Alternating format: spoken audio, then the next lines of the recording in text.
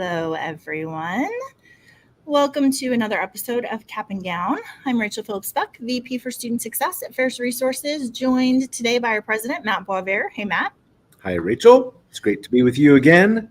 Yeah, we're still in October. October is my favorite month, but Bailey was reminding me today that it is also a very hard month for our friends in college and working in higher education. There's a lot of stuff going on. Reality check. That is the theme.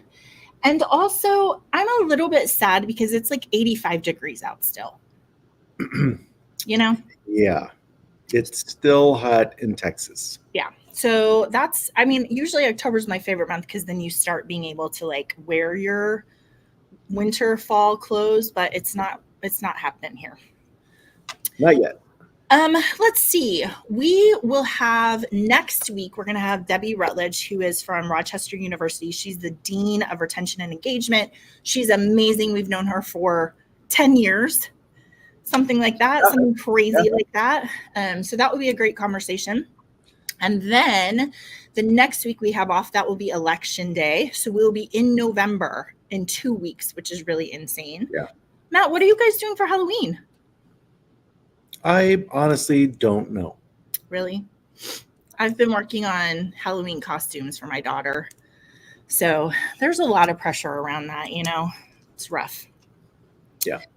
All right. So I'm super excited. We have Kallie Menard with us today, which is one of our newest team members in Ferris Resources. So I'm excited to spend some time with her. We have a couple of things we have to do first. You know that our theme for the year is curiosity. And so I'm going to mix it up a little bit today. I'm going to ask you to read from your curiosity, your National Geographic Curiosity book to start, and then we'll do our Google searches. All right, here's a little brain candy for you. This one, Rachel, I don't know. I feel like we've had some conversations about this, but the page 26 is just letting you know Africa is much bigger than you think. Oh. And, this comes down to the way maps are drawn and all of that. But Africa is larger than China, India, Eastern Europe, and the United States combined. Wow. Okay? The Sahara Desert, the largest desert in the world, is bigger than the entire continental United States. It's just the desert. That's incredible. Okay. Although Africa is 14 times larger than Greenland, on a map, they often appear the same size. Yeah. Get out of here. This is a problem with trying to put a round thing on a flat piece of paper. Yeah. Right. And Africa is almost twice the size of Russia. Wow. That's all right. Those are some good ones. I'm really surprised about that. I was looking at something the other day, which was like showing in scale some of these different things. And it really does kind of break your brain a little bit when you see them, not on a map that's been mushed out, but like, here's how big they actually are. So that's a good one. Yeah. All right. Well, into another strange trip into my brain. Let me tell you what I have Googled this week. I don't know why I do this to myself, but I have Googled Shirley Temple 7-Up. I know you know that because I can't stop talking about it. They've just come out with Shirley Temple 7-Up, and I can't find it anywhere. And then I started thinking I hallucinated it, but I didn't. But whatever. I Googled that, okay? Next, Cornell note-taking template. I was talking to my daughter about taking notes, and I was like, there's actually a template that a lot of people use, so I Googled the template for her.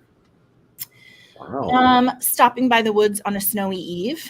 Also had to do with some homework that I was helping my daughter with. I was reminded of what a good poem that is. Everyone should go and read it.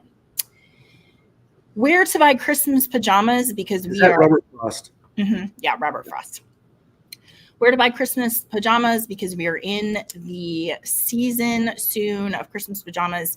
I don't know if you know this, Matt, but my family, we get pajamas the 1st of November. We get our Christmas pajamas the 1st of November so we can wear them throughout Thanksgiving and throughout Christmas. So wow. I gotta get a move on because November's soon. Right. And then lastly, I just Googled kangaroo cartoon from the 80s. because we were talking about kangaroos. And I had this flash of a show that my brother and I used to watch, and it's called Dot and the Kangaroo. So there you go. Wow. All right. Well, so you kept talking about the Shirley Temple 7-Up. So that's on my list too. I know. Why is my brain like this? I don't know. But cherry and pomegranate. Right. And I think it's caffeine free. Yeah. So well, it's like, right. Shirley, just to be clear, Shirley Temple is like grenadine syrup, which is pomegranate syrup. That's how they make it when you go, to TGI Fridays and you're like, can I have a Shirley Temple? It's pomegranate and 7-Up. So, all right. Yeah. Don't get me started. Right. Keep going. Okay. Well, I was playing a song from Willie Nelson called Last Leaf, and you're like, hey, so on my list is Last Leaf, O. Henry, because you told me that story. You made it pretty modern version of it, but that's a pretty great story. The ending's pretty sad though. Yeah, it's a great story. Last Leaf, O. Henry. Okay. And then I have Timeline of Web Browsers, which you know why. Yeah. Because we're about to do a major release and doing some testing, and so wanted to just know what all the web browsers are, and that's an amazing map. Yeah, it's pretty cool. And related to that, the Opera browser that was on my search, because it's a totally different kind of. So I downloaded Opera, installed that, and then finally, my daughter got her ears pierced again. This is her third time. It's a charm, hopefully. Anyway, yeah. she's in swim, and so she's worried about. She just got her ears pierced, and she's wondering how to protect them. And so I Googled best waterproof bandage for an ear piercing. Okay, nicely done. Solving the world problems, that's for sure. I do have to say, if we're a little bit off today, Matt and I have lost our minds this morning trying to find a document from like 8 years ago that we see all these like links to it, and we've referenced it, and we've talked about it, and the document has disappeared. So my brain's a little, I think it's kind of in a, like, what do you call that? Like, it's working in the background. Yeah, it's like hyper focused. Like, where could this thing be? It's not important that we find it. It's just once you start looking for something and you can't find it, you're just like, where could it be? It definitely is one of my tics. You know that I cannot stand having something lost. Yeah. And so it's okay. Let's just move on to State of the Union, shall we? Let's do it.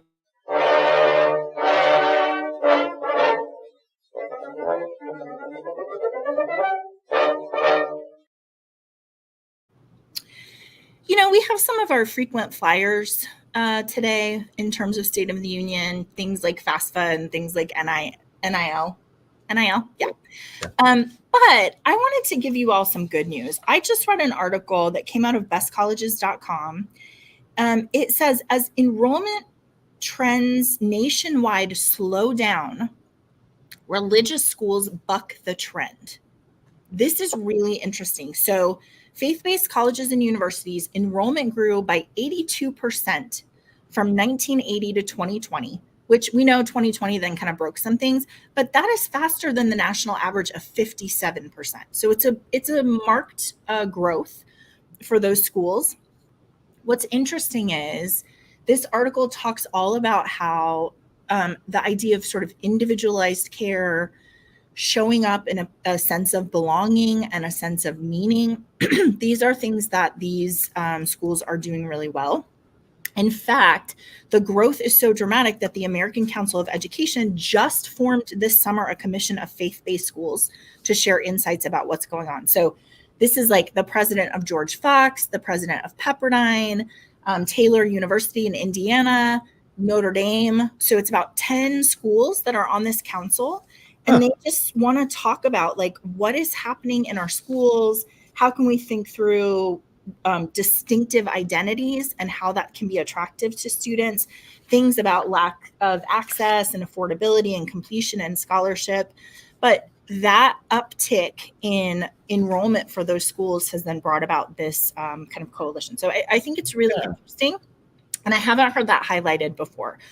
a lot of times we're talking about how smaller schools are really feeling the pain of things like FAFSA and, not having COVID money and that sort of thing. But there is some really important value that we can tell our students about that then makes that an attractive choice for them. So cool. Yeah. Also, this, I don't know if anyone else is going to think this is interesting, but there's a great opinion piece in Inside or Higher Ed Drive, which is a faculty member talking about how 20% of the US News and World college rankings comes from what they call peer reputation. So I've never heard this before. I knew that they'd had this like weighted 20% part of the ranking, but this faculty member is saying that basically every year you get a survey, if you're a president or a provost or dean of admissions, to rate the academic quality of hundreds of colleges nationwide. So They literally give you a list of 200 schools and they say, can you tell us about the quality of curriculum, the faculty, and the graduates of this school? To which this faculty member is like, I don't have any idea most of the time I'm like, you can mark down. I don't know. And he's like, this is akin to brand recognition. That's actually what we're measuring, right?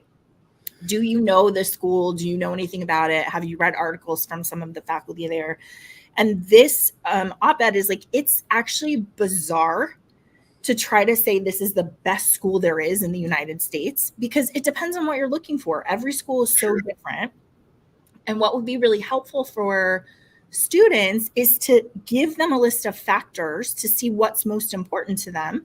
And then be like, okay, if these are the things that are most important, here are some schools that you should consider, instead of ranking 200 schools from 1 to 200 and being like, okay, that's where it's going to stand. That seems insane. It really is about brand recognition. How are we in the news? What innovative things have we done? But to your point, I mean, we know presidents who really don't care about rankings and they really focus on who they are and the core of what they do and deliver great nursing programs. And the idea that the president of Harvard is going to know what your smaller school is doing and somehow rank you above where all of their friends, Right. Well, to me, the thing that's most insane is this idea of curriculum, faculty, and graduates. How would you know what the curriculum is? How would you have any idea what's on a syllabus or what's in your learning plan for students? So a lot of assumptions are made, right? Yeah. It's like, oh, well, it's BMW. So of course they have that's exactly this high quality, right? FAFSA. So we just today closed, or I guess yesterday closed phase 1 of the new FAFSA rollout. Which is go ahead. Not so new. Well, yeah, they should have done it 3 years ago, but it's new like as of right in the last couple of months. So the feedback so far has been positive. They haven't found any critical bugs. Today is phase 2, which is where they're going to expand. So phase 1 was 680 students. Phase 2 is thousands more students coming in, trying to test out the pipeline. Mostly everyone's happy. Like they're being super transparent. Everybody has PTSD. So they were like bracing for it to be terrible, understandably. Sure. But so far it's been really good. Really, we're trying to shore up confidence. Like, hey, we know we're not going to have another rollout like the last one.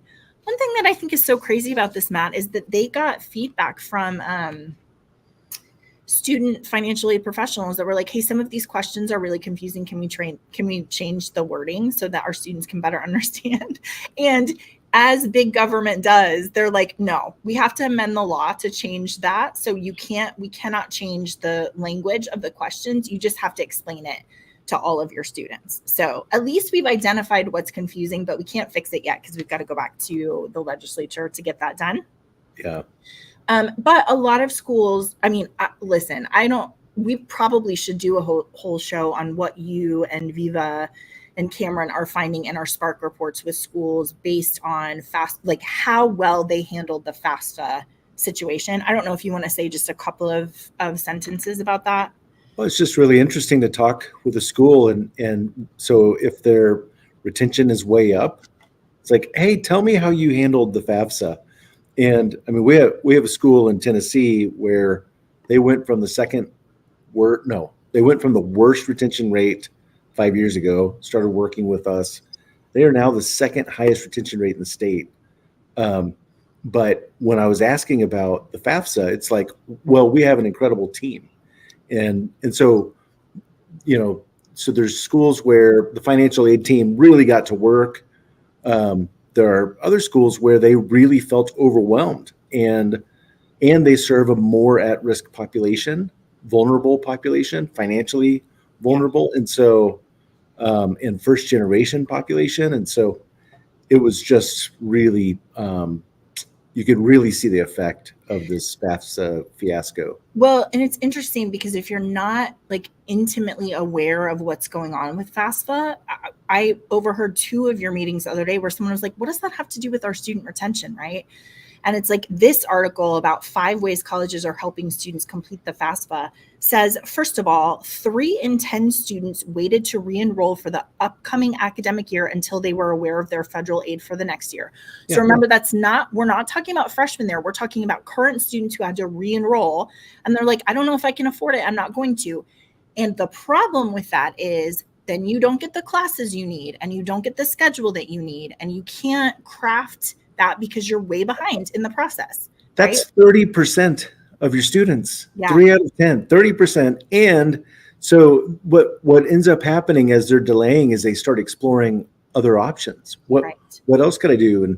And having those conversations that then get them out of the stream of going back to school. Yeah, this survey also found that 41% of students felt stress or anxiety regarding their personal finances as a result of FAFSA delays and modifications. So again, how can you be fully present and immersed in learning when you're like, I don't know how I'm going to pay for this. I'm not sure where the money's going to come from. I might be able to figure out how to pay for it this semester, but then as I'm thinking about like my continued future success on this campus, I'm not sure that I have it. So yes, there's the issue of the financial, like the literal financial, how are you going to pay for it? How much money do you need to come up with? But then I don't think you can underestimate the emotional anxiety, stress, uncertainty, right, of just not knowing how much it's going to cost and how much money you have to come up with. So pretty interesting. Oh, sorry. What I wanted to tell you about this article, I got carried away, is that our friend, Dr. Barrington Price, who was on the show a couple of weeks ago, Dominican University got called out because they did an awesome job with FAFSA. They expanded scholarship dollars for students disproportionately affected by technical challenges. Black students or children of undocumented or mixed status parents interested in attending Dominican's Chicago campus, which you remember he talked to us about, received priority for those scholarships. So their tactic was basically, who do we think is going to be the most financially stressed about not knowing how much money they're going to get? We're going to prioritize them, get them scholarships, get them settled and feeling connected and in, and then we will start looking at some of those other populations. So great job. I know that he has a whole team. I know that's not just him, but they're just killing it over there. They're doing such a great job. All right. I'm not going to tell you anything else about the college pay, athletes' college pay. There was a preliminary approval to the terms. I don't want to talk about it anymore.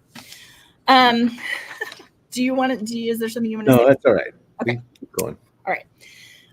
There's a great opinion piece about about asynchronous courses and how difficult they make it for students to learn. So this article, I would really recommend you reading it. It talks about how students really prefer asynchronous learning. They can graduate more quickly, but they don't get as good grades. And so this argument is, yes, we can get them through the content, but they're probably not learning as much. And I really love this language of, in a classroom, students and professors engage with one another, not just in real time, but in real space, a privileged moment during which we are all, in sync with each other. And then the author goes on to say, when you're asynchronous, AI could teach the course. Because it's like, do your discussion, post, AI can grade that, come up with a lecture. So it's a really good way to come back and re-examine not just what students want, but also what they need. Because Matt, you and I have been talking, we were just on a campus where we were talking about this idea of transactional versus transformational, right? And it's not that we're just trying to get people certificates, it's that we're really trying to help them with connections and with big picture thinking. And one way that you do that is you're in the same space and the same time together. So pretty interesting. It reminds me of when I was teaching and I had, because I was teaching marketing, and I had an accounting professor ask me if I view my students as customers. I said, no, we're co-producers. And I really believe that what happens in a classroom is co-production, that they're challenging me, I'm challenging them, their peers. There's a lot of learning going on in that exchange. And so when you take that away, you definitely have to figure out how to replace that if possible. How to make I don't know. I mean, there's just a lot of learning that happens when you're engaging someone else. Yeah, for sure. This is, I think, a great idea for some of our schools who struggle with creating study abroad programs. This article talks about, instead of study abroad, study away. So the idea that you could send students to, for example, Washington, D.C. or Los Angeles, or even they're talking about like in New Mexico, there's like let's see, what's it called? Maybe it's Santa Fe. The Institute of American Indian Arts in Santa Fe is like a very specific museum where you could go and learn about American Indians. And just figuring out a way for your students to go to a new place, experiencing a new culture. The United States is really big, and there's some very, very specific things about each region. Thinking about, instead of sending them to Oxford, that you could organize to send them to a place in the United States. And Matt, I was thinking, is it the CCCU that does what they have like it's like a semester. What is it? Oh, you mean where schools like at Westmont, where if you're at Westmont, if you wanted to, you could go to Gordon or you could go to Wheaton. Yeah. Yeah. Like go to that. I mean, that's interesting, right? Westmont in California, go to Wheaton in Chicago or Gordon in Boston, and you would have a totally different experience that would really broaden your horizon. So I think it's a really, really smart idea. Okay, I'm sorry. I know we're going long, but I've got a lot of stuff for you. So I'm just going to go rapid fire through these last three. How to build a support network in college. Everyone should read this article. It's out of Inside Higher Ed. They actually have a peer mentor course, which I need to send. I just remembered somebody I need to send this to who was like, I am trying to figure out how to do peer mentorship. This is a great way to solve the problem of mental health challenges on your campus when you don't have enough counselors. So in connection with jack.org, which is a organization coming out of Canada, they actually have a Be There certificate where your peer mentors can go through. It's 6 different modules where you can learn, like, how do you talk to people, your peers, about emotional stress and health, and what do you do and how do you get them to help, and all of those kind of things. So I can't vouch for it because I've only done the first module, but so far I think it's really, really interesting, and it's free, and it's an easy way to get your students trained up on how to be good peer mentors to each other. And you were telling me the number of people who have actually completed this. Yeah, it's 50,000 so far. That's awesome. 120 countries. And the largest share of young people who complete it are between 15 and 19. And then the next largest share is 20 to 24. So I think it's a great idea. Okay, you laughed at this. I don't think it's that funny, but community engagement for college student renters. This particular one is coming out of Northwestern. This is their off-campus guide to being a good neighbor, which, sorry, Matt, but not everybody grew up in a neighborhood and not everybody knows how to be a good neighbor. So I said, this is something that I might say to one of my students, like, hey, go be a good neighbor. And they'd be like, I don't even know what that means. This guide is like, number 1, introduce yourself and exchange phone numbers with each other. Like, you should know who's in your neighborhood. Are they a single family? Do they work early in the mornings? Do they need you to watch their house on the weekends? Like, basically, it's just a step-by-step. Consider people around you. Make sure you're maintaining your yard. If you have a party, tell your neighbors you're going to have a party and make sure you clean up before 10 o'clock the next day. It's like a very detailed list that I think students would benefit from. I mean, I learned some things, to be honest. They're like, go borrow things from your neighbors and lend things from your neighbors. And I'm like, okay, right. And Bailey's like, do you just go knock on the door? Yeah, that's what you're supposed to do. I'm just telling you, I don't think that this is like, Z's like, you do. Right. This is a thing that I think we've lost. Right. Yeah. Well, I forget your neighbor's Miss Melanie. You've done a good job of showing your daughter how to be a good neighbor. Listen, Miss Melanie is teaching me how to be a good neighbor. She does a great job. And I'm like, am I supposed to talk to her? Lillian's like, yeah, she's our neighbor. We see her all the time. Okay, all right, that's fine. So, all right. And then the last one that I have for you is this one about how to come apart on. Let me take a breath. Academic probation sends messages to students that college isn't for them, research says. You don't say. So in California, they did this study where they're like, we think maybe that the way universities and colleges deliver the information that students are on academic probation makes students feel like maybe they are not cut out for college. Should we talk about that a little bit? Yeah, why don't we talk about it? Why don't we start with academic probation, which we're all going to retire and move to academic recovery, first of all, which Debbie next week is going to have a lot to say about that. She's done an awesome job on their academic recovery plan. The head of this research said, students perceive being put on academic probation as a message that they aren't cut out for higher education, not a wake-up call. This is especially true when an automated notice did not offer clear steps for the student to begin their career, their academic career turnaround. So they're like, most of the schools in our system are sending automated emails where they tell students, hey, you're now on probation. Matt, when they click on the link, it takes them to a website where there's a picture of a cop holding a sign that says you're on probation. It's so awful. What are we doing? Well, I mean, I feel like this is like whoever came up with that idea is like my, when my dad went to college and he's like, back when it was great to say like, look to your left, look to your right, and they're not, one of y'all won't be here. Right. It is a red flag. It is red flag. Like, okay, well, so they're saying like, instead of, it's so sad, man, because this woman is saying like, our intent was to be like, hey, pay attention, like be very careful, pay attention, right? Which is why we like academic recovery. But instead what they're hearing is you don't belong here. So you're not college material. You don't belong here. You're on probation. So good luck with that. Rachel, it just reminds me of the story of the first generation college student, and then she got a bad grade, and her mom's like, I mean, you tried. Yeah. Well, it just isn't for us. Yeah. Yeah. Awful. So, the last thing that I'll say about this article is that the person who wrote the researcher said, this is for students. My last recommendation is a general customer service one. If you call customer service and the person is not helpful, I wouldn't try to convince that person how they should help you. Sometimes you just hang up and find someone else. Our institutions are pretty big, so there are a lot of people. Hang up and call back to find a person that can get to your issue who's willing to help.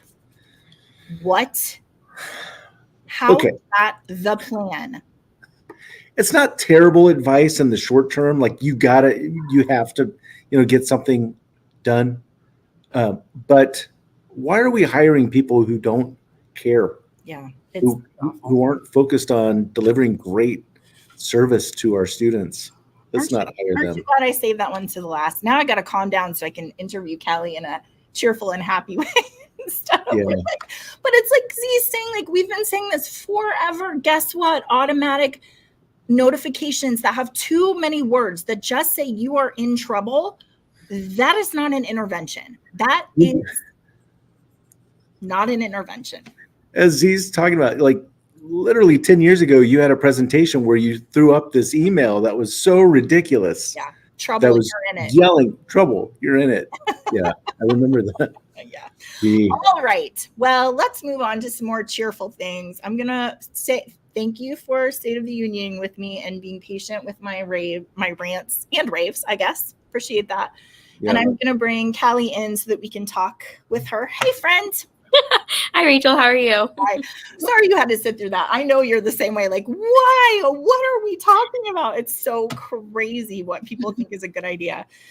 So let me introduce you. You're a senior client development representative. And Kallie, I'm just going to tell you, have you been with us since May? Since, yes, after graduation. Okay. Mhm. So I was trying to find the things that I wanted to say about you to introduce you. But it's literally, I have 4 pages of things that I could say about you. So I'm going to give like an abbreviated version. And then if I miss anything, you can be like, wait, but this is really important. So first of all, we love Enneagram. You're a 3 Enneagram. I'm a 7 Enneagram. So we're just going to put that out there. You just graduated with your master in higher education from NC State. Yep. And while you were there, you did Preview the Pack, which is that orientation? It was recruitment for our higher education program. Okay. So you were a program manager of that. Mm-hmm. You also were house mother for, what is it, Kappa Kappa Gamma? Yes, I was. You were. You also did a summer student life coordinator position at Columbia University of Professional Studies in Manhattan, which that's super fun. Yes. And then we'll talk later about all of your undergraduate stuff that you did, because you just have I don't know how to say this in the right way, but I feel like you're a person that, I always talk about, I was a very at-risk student. I feel like if you had met me in undergraduate, my experience would have been different, right? Because you would have just been you would have been like, now we're going to do this, Rachel. Now we're going to go meet these people. And you would have for sure been a connector. Yes, we talk about the students that are always in all the offices and everyone's working for this one student without realizing it. That was me. I was in every office and I made sure you knew who I was. Yeah, it's such a good skill. It's really interesting. I was reading an article today about agency. Mm-hmm.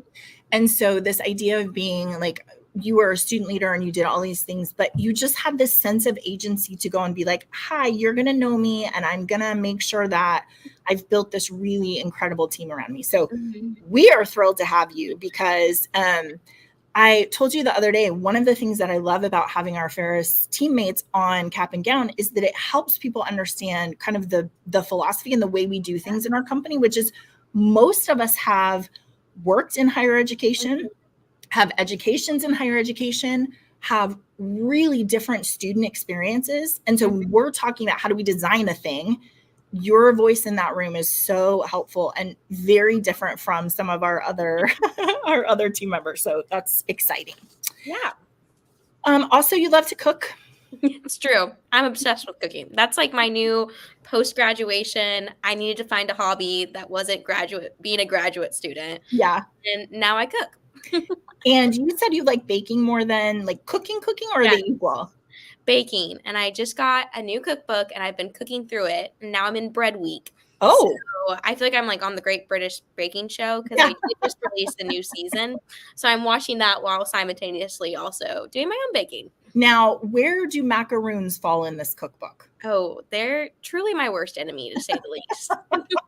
I've never figured it out, and it's like ranked as a level 4 difficulty, and I'm like, please, if you can teach me, I will be wowed. If any of our listeners are macaroon aficionados, Kallie needs some tutoring. It's a sensitive subject.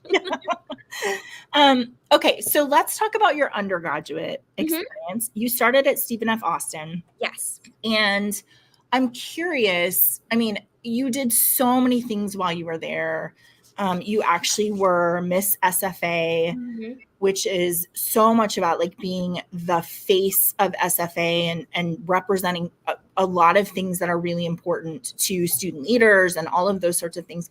Is there a time in your undergraduate where you sort of thought, I like higher ed and I want to be invested in it? Yes. I think I was talking to my partner the other day, like what was like the moment for me? And we were at I was a tour guide, and our tour guide program was so unique at SFA because we were called jack walkers. We were lumberjacks. We were going to walk you around campus. So we were jack walkers, but we also pointed as life changers, jack walkers, life changers, because truly our tours were storytelling. Like that was the premise of being a tour guide, was you had to tell stories, and you would see students who came on tours and had no interest. And by the end of it, they heard your story and saw themselves here. And so this program was so unique. It was created by Ryan Horn, who I absolutely adore him, but made it into a traditions program, so much more than an on-campus job. And that was just, I loved SFA, and I was like, I'll be a tour guide. And then it became so much more. And we were at a retreat for Jack Walker training that weekend. And I just remember looking around and looking at Ryan and being like, how do you do this? You just work with college students. I've changed my major 6 times. I can't figure out what I'm supposed to be doing, but I love this and I love the work you do. And he was like, yeah, it's just higher ed. And I was like, tell me more. And then it was just this moment of seeing all these people who I loved on campus and realize that they do this as work. And I was like, I need to do the work that you're doing because it really is life-changing in so many different ways. It's one of the reasons why I think you fit so well with our team, because we always are talking about good work. It is good work when you can find students who are struggling and help them go through to be successful. And it really is life-changing work. I mean, it means their family forever and ever and ever is going to be different. And I think having that at the core of all of the things we do, although we're not directly connected with students, I think is so important. It's interesting too, Kallie, because what it reflects is like I always talk about like the coaching tree of res life and of higher education, which is so many people start out as tour guides or in res life, right? Something like that. And then they just look at their mentors and continue to grow and kind of pursue that. So do you feel like in your undergraduate, you had a lot of mentors? Oh, I was very grateful. I think SFA is just a very niche community, and being a part of it, I had some spectacular mentors that invested in me and saw me, sophomore, and was like, I'm going to give you responsibility, and trusted me to make mistakes and understood that it was going to be okay, but really gave me autonomy to figure it out and be that sponge and say, okay, I'm going to learn from here. I'm going to learn from here, but then also hold me accountable through all of it. And so I think I was really lucky. And especially that student leader pipeline to higher ed that you're talking about is so real. Yeah. And so I think I sat down with my dean of students when I was looking at going into higher ed and everything. And he did a really good job of like, it's easy to go into higher ed. Like, once you love it, but it's also, there's some hard moments too. And so make sure you're ready for that as well. And so the mentors that had those conversations, I think those are some of the most valuable that I'll carry with me my whole higher ed career. Yeah, it's so nice. We always talk about somebody looking at you and seeing something in you that you didn't know, or giving you a prediction about yourself that then you live into, right? Like, hey, you're going to be really good at this, and here are the challenges you're going to experience, but you're going to be able to overcome those. It's such a powerful thing to have those mentors. And I'm always thinking about, we have students who are at risk and who are really struggling, and we're trying to coach people on, you've got to see those people and you've got to make that transformational and those sorts of things. But I think we also forget sometimes about the empowering of our student leaders and students who build a team around them, and how important that is too, right? That we're not just saying like, oh, you got it, Kallie, go on, but you need words of affirmation also, right? And someone to pour into you. Okay. So I said it's really funny in our notes, I have your experience as Mrs. SFA. Did you see that? And I was like, no. Mrs. SFA. Married to SFA. That's what I was. So that award of Miss SFA came out of so much of the work that you did at Stephen F. Austin. And I'm curious, when you think about let's just talk about your tour guide experience. Yeah. What kind of insights come from first of all, the storytelling piece, but also, Kallie, I'm just thinking about like leading families around a campus and listening to their questions and listening to them talk about like what they're worried about and what they're interested in, what excites them. What kind of insights do you gain from higher education or about higher education as you're doing that process? Yeah, I think a lot of it was, East Texas, we attracted a lot of rural students. And so I had come from Dallas. And so, it was just natural to go to college. And so, and then doing tours with people from the East Texas area, it was like, man, I don't really know if I want to do this. Like, maybe I should just go to a trade school. Like, really, what is the value of this? And it came full circle in my higher ed program. We did an outcomes in higher ed course. And it was like, what is the outcome of this? Like, you can get a job at a 2-year degree, a 4-year degree. What does it make a difference? What do we want our students to learn? And I think it was always talking about, well, you're not going to find this involvement anywhere. You're not going to find these friendships everywhere. And I always talked about, I'm not the same person I came to SFA. I'm leaving a completely different person. You want to have that transformation too when you come here. And I think even being the tour guide, which I don't know if I was ever allowed to say this, but I was like, find the place that's best for you. Like, I hope this is a good trial run for you. Maybe SFA isn't the best fit, but you go somewhere else and you feel that sparkle. Like, look for that sparkle, truly. Yeah, for sure. It's interesting how you do have to acclimate, especially first generation students or students who are not as familiar with college. You do have to acclimate them to that. Yeah. And I feel like sometimes we talk about transition, like in orientation, like you've decided to come and Matt and I always talk about like, we're trying to distract you for the first 2 weeks so you don't realize like how you have all this transition and everything's new and whatever. But there's also a piece of that really is about acclimating them to how do you have the best experience in college you can have. And that comes from seeking out those relationships and really becoming part of the community and looking for places where you can be connected. And I think sometimes we don't do a great job of conveying that. Yeah. I don't think anyone ever said that to me about college. And my parents went to college. Like I should have known, like, hey, Rachel, what you have to be doing is going and making those connections. But I don't know that I got that message in a way that I could hear it, know? So, okay. So you were wildly successful at SFA, and then you decided to go to NC State for a master's in higher education. What I want to focus on there first is you were a house mother for Kappa Gamma. So you said something that I really love about being in higher education, which is the maybe secret joy we have when our students are up to something like shenanigans, right? Yes. Or when they make mistakes and it's not such a big deal that we can't just be like, okay, let's lay that on the table and let's talk about probably how you would want to do that differently in the future, right? There is this like, we don't want to be uptight about it. And we like for them to make their way, even in some crazy ways sometimes. Can you just talk about that experience of being in that house and engaging with your, with the women? Yes. And it was such a crazy experience because I had gone from being that student leader and leading my peers, but had that relationship with them. And then all of a sudden was thrust into this supervising role because truly my job was not there to be an advisor. It was to maintain rules and expectations and be, the supervisor that lived in with 40 residents. And so I had gotten there first day and my residents were like, hey, girly.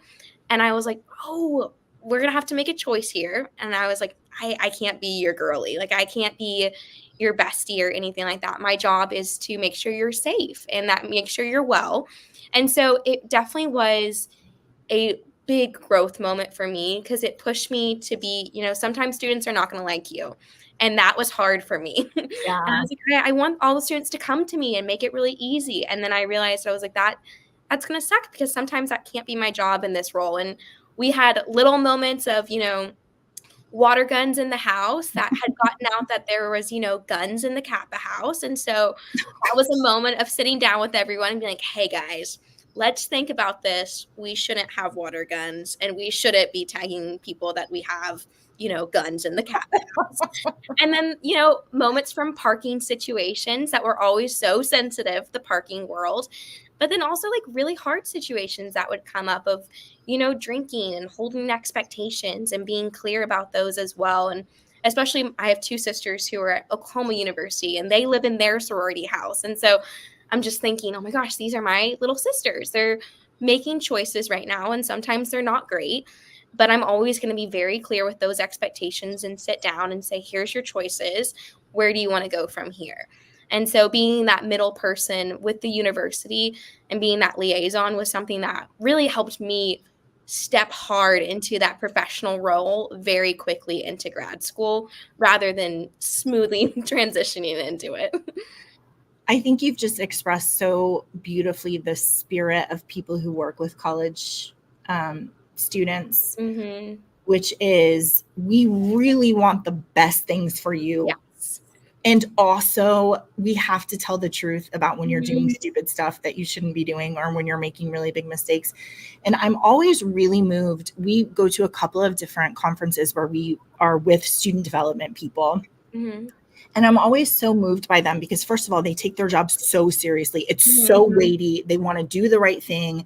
Like they want to have the right conversations and say it in the right way and approach students in the best way for them, right? And also they're constantly on the phone with things happening. Like it's not like you can go to a conference for 3 days and be like, okay, you guys just be good and I'll be back. It's like never. Every 2 minutes they're coming out of their conference because somebody's calling because something happened or right, there's a situation to deal with. And it is, I think, such a great spirit of how are we there for our students in a way that's going to help them to be successful. Yeah. Do you have any reflections being close to undergraduate and then master's degree about what undergraduate students need in order to be successful at school now?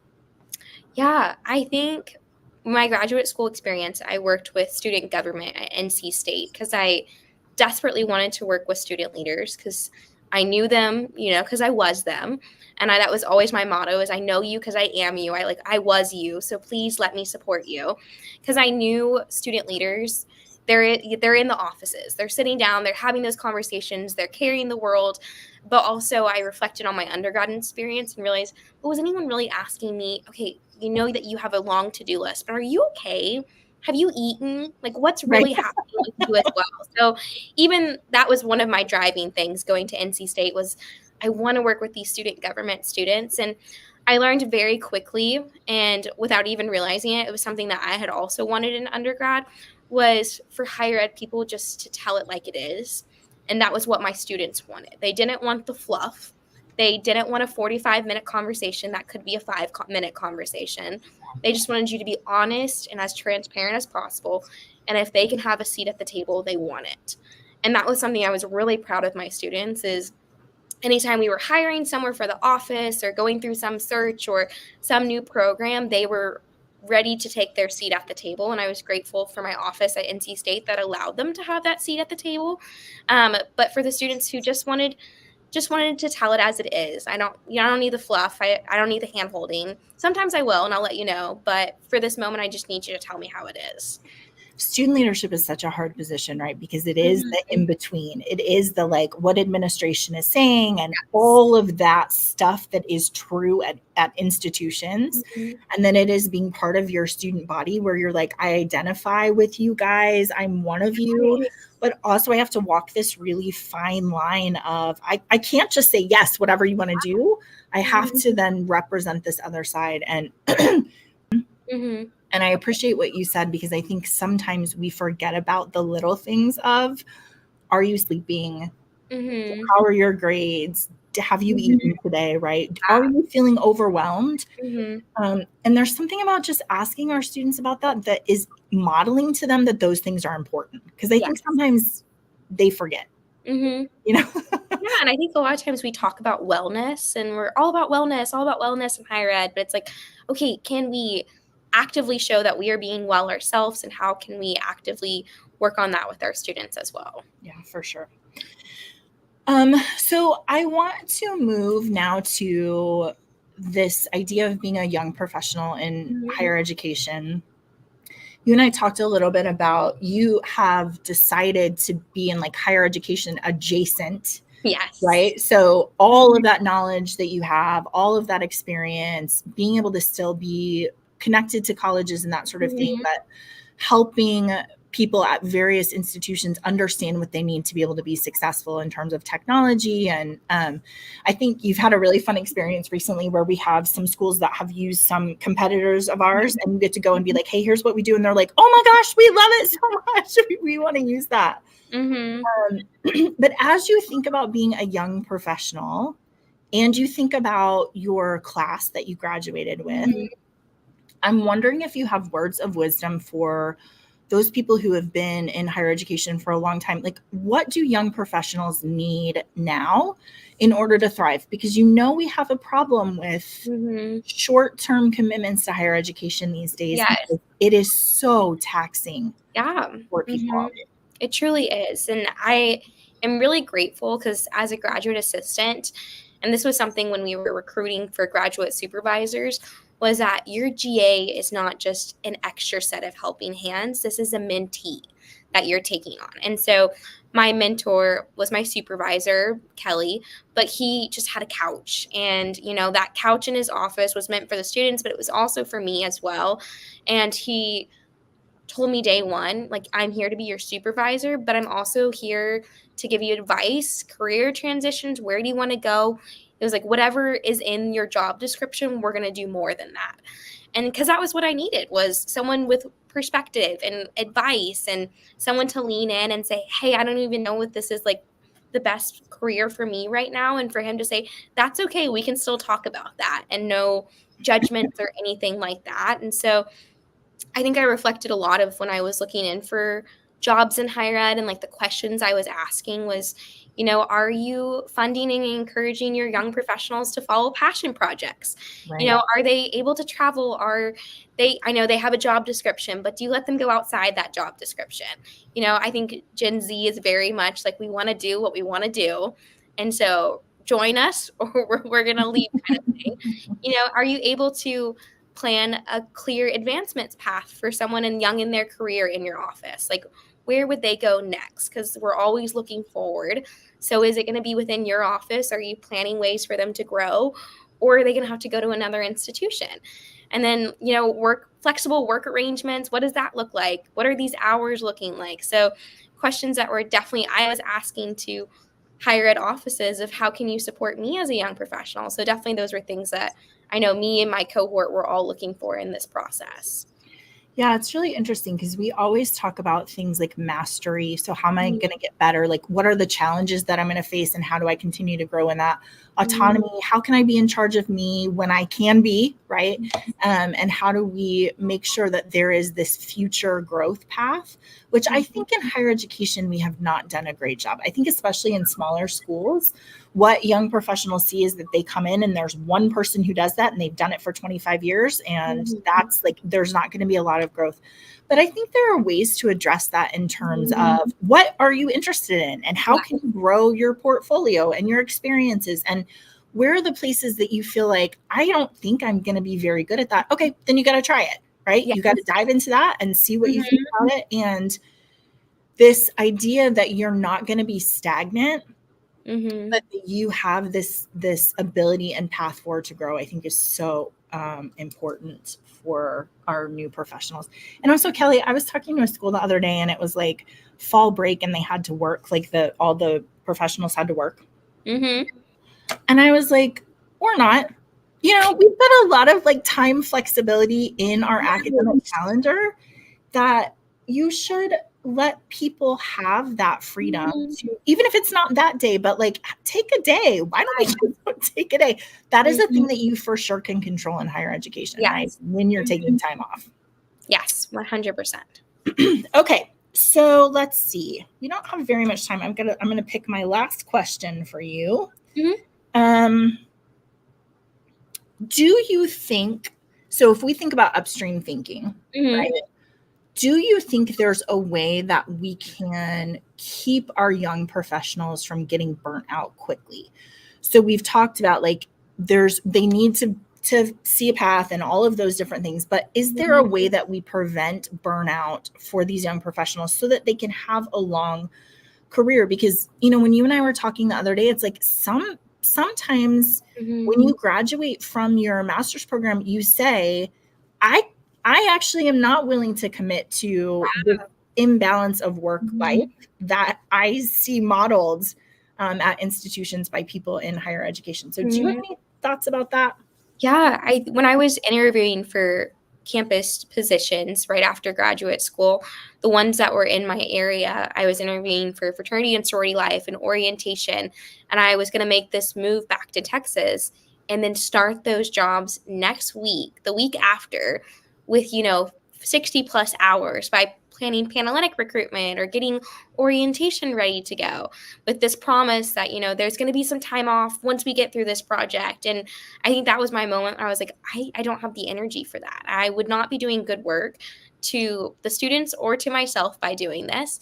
And so even reflecting on my graduate school experience, we did a GA-ship and all of us did internships and things like that. But everyone in my cohort worked another job on top of all of that, because even though our GA-ship paid for our tuition, there was just, you needed life money. And so I nannied every morning before going to my graduate school position.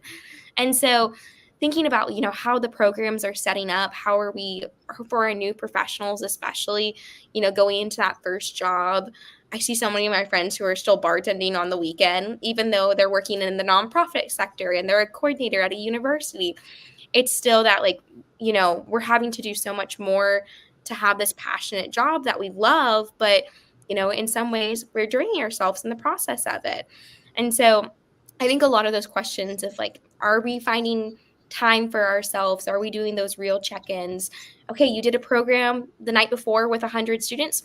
Don't come in tomorrow. We don't need to see you tomorrow. You were already here for those hours. So I definitely think there's so much room for figuring out and answering all those questions in higher education when it comes to burnout, because it's happening and it's real. And Inside Higher Ed has all the articles of, the great resignation, when in reality, I think it is just the great reshuffle. People are finding other priorities that they need to focus on, and that's themselves. And it's hard sometimes to do that one in higher ed at the same time.